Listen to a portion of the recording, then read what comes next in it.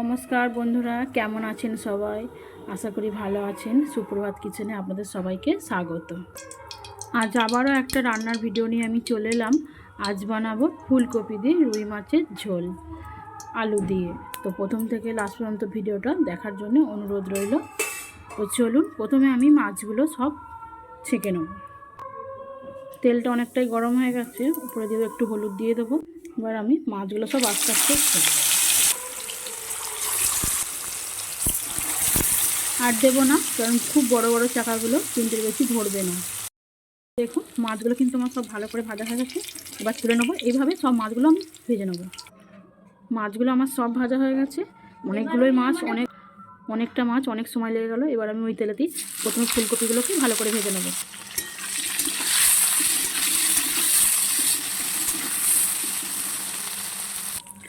দেখুন, ফুলকপিগুলো কিন্তু আমি খুব ভালো করে ভেজে নিয়েছি। এগুলো তুলে নেওয়ার পরই আলুগুলো ভেজে নেবো।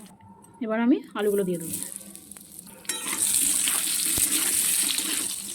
আলুগুলো আমার সব ভাজা হয়ে গেছে। এবার এগুলোকেও তুলে নিয়ে এবার আমি মশলাটা করতে লাগবো। ওই তেলে তো আরও একটু তেল আমি দিয়ে দেবো, কারণ সবজিটা অনেকটাই। ফোড়নে দেবো কালো জিরে, শুকনো লঙ্কা, দুটো তেজপাতা। ফোড়নটা আমার ভাজা হয়ে গেছে। এবার দিয়ে দেবো পেঁয়াজ বাটাটা।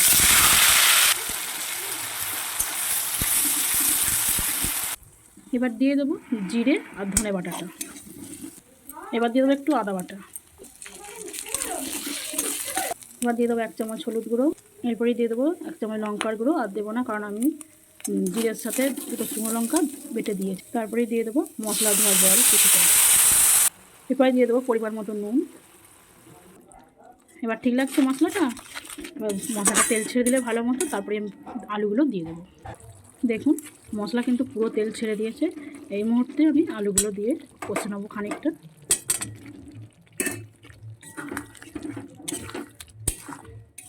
আলুগুলো আমার কষানো হয়ে গেছে। এই মুহূর্তে আমি জল দিয়ে দিই।